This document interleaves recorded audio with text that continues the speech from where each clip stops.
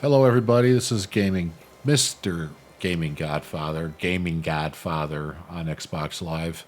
To those who care, today we're going to go and do a quick narration over my playing of Arcade Classics Anniversary Collection by KONAMI. I'm going to start this off with Scramble. That was released in 1981. The other game that was released that same year by Konami that probably had a bit more fame than Scramble was Frogger. So I got into this, started this playthrough. 1981 Konami. That's fantastic. I was 16 years old, folks. Yep, that's where a 55-year-old man would be. So 16 years old. Probably at an arcade, a pizza place, where else would we put these? They put these in convenience stores. They put these in beverage stores. You could pretty much find a stand-up video game anywhere, and you just needed a pocket full of quarters or a few dollars to give the person behind the counter to give you some quarters. One of the most aggravating things was to walk into a place with a coin-op machine, pinball, video game, or otherwise, and then be out of quarters. So with this game, simple side scroller, just shoot everything. Make sure that you do hit your fuel tanks. As you'll notice, your fuel line at the bottom, which is yellow on blue, that will decrease fairly quick. So try to time those missile drops, which I should have coming up here soon, a nice little double hit. I nail this one here, and then we get a nice little double right here, which is the way we used to do it back in the day. So, yeah, a lot of fun with this. Quarters.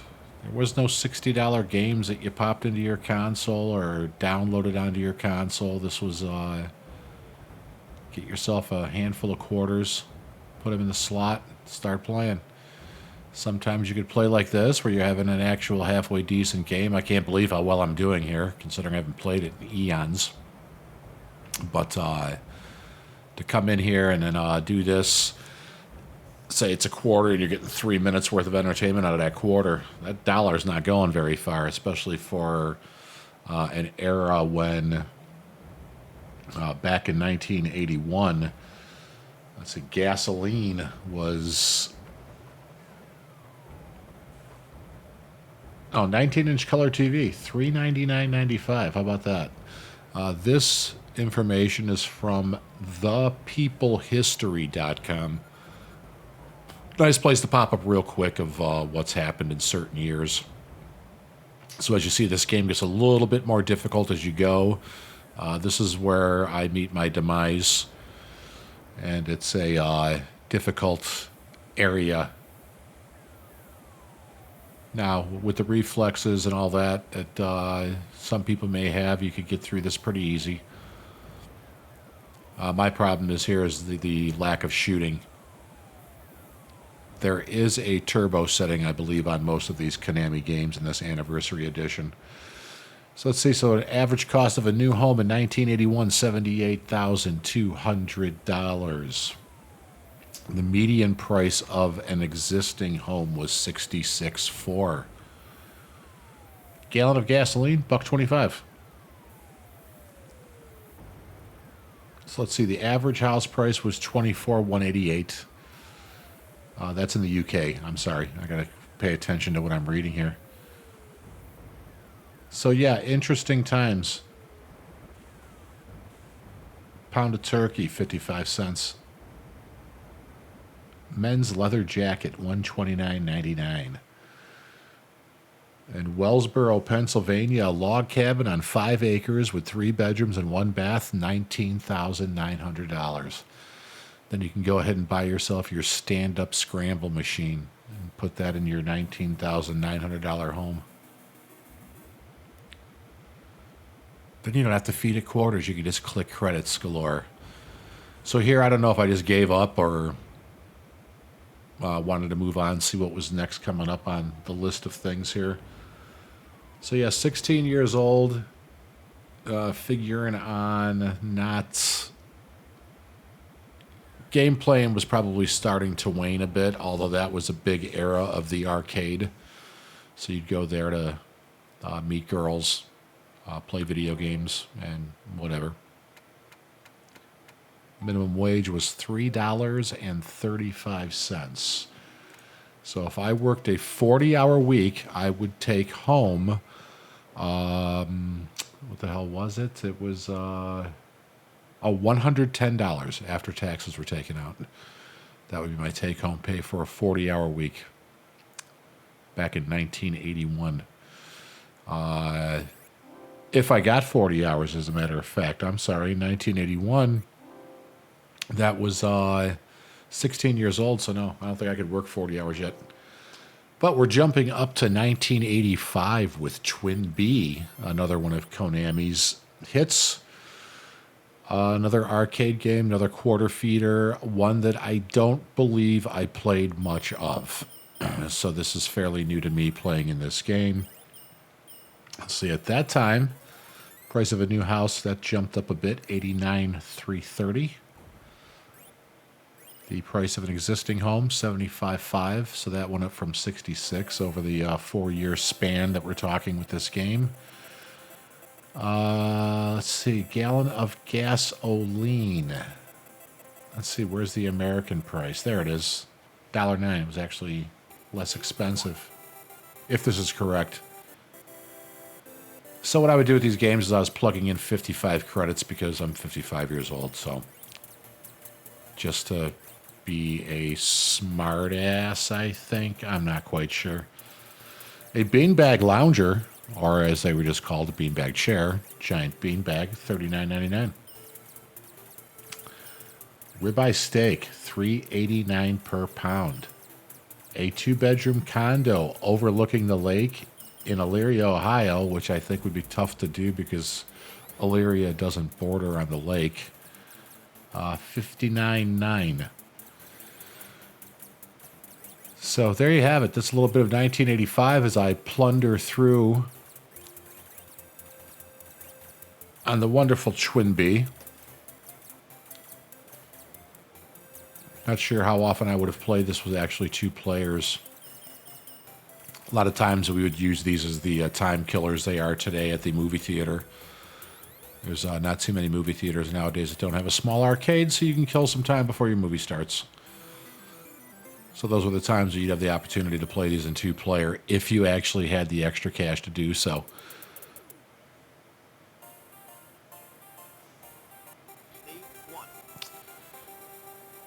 All right, so here we go again. Stage 1, one more time. Let's see how we do.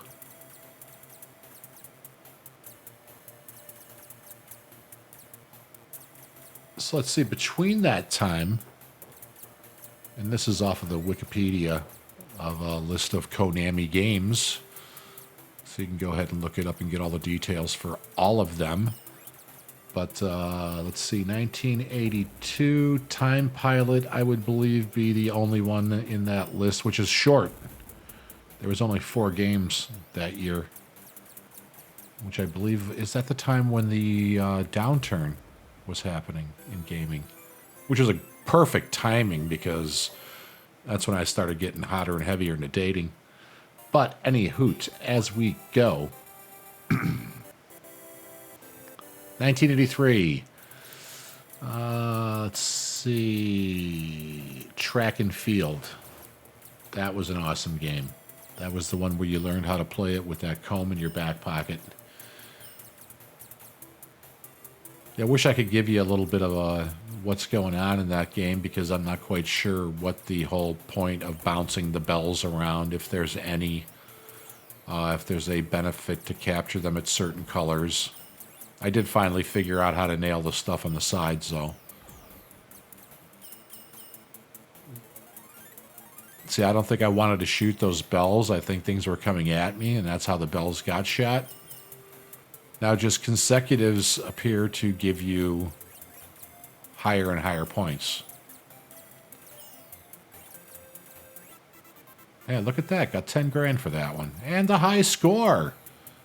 What an awesome player. What an awesome, mediocre player. All right, so we flipped to 1983. track and field, but the game for Konami in 1983 would be Q*bert. That was huge. And then the nice little novelty that they did with the Q*bert games. For those not familiar, Q*bert, you hop them around staircases, avoiding your enemies and changing the entire play field to whatever color you were supposed to change it to. If you fell off the edge, what would happen is it would make a sound at the bottom of the cabinet to make it sound like you actually fell to the bottom of the cabinet. It was a little snap. They had a little rod, I believe, down that just cracked up against the wooden cabinet.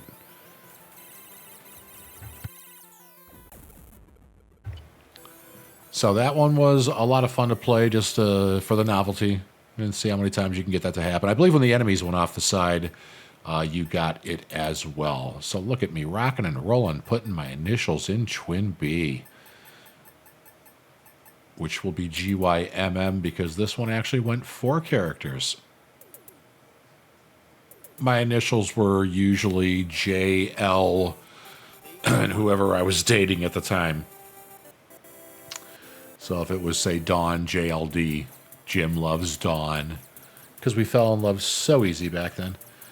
All right, so we get past Q*bert. We jump into 1984 and Konami. Let's see, 1984. What do I see that I recognize?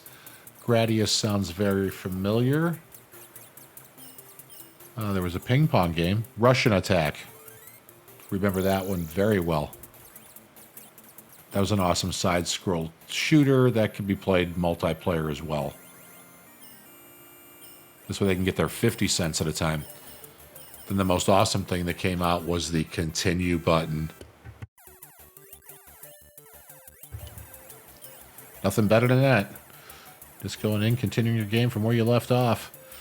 So this brings us to, as I finish up 84, there was Time Pilot 84 as well. I'm going to assume Super Basketball was for Super Nintendo. Then we jump to 1985, where we're playing Twin Bee. 1985. I am now 19 years of age, which is probably why I don't remember playing this too much. Because at 19 years old, this was getting less and less interesting. Double Dribble came out in... Nope, that was 86. Sorry, my bad. I'm reading too far ahead. There's my multi-shooter again. Can I get past the boss this time? See, look at how easy it is to get you to feed more quarters, considering the fact of how many shots you got to get in to try and kill this thing. Although I'm probably doing it wrong. That's what I probably should be doing, is lobbing those missiles into where I'm shooting open holes. But it also has some pretty heavy-duty firepower coming at me.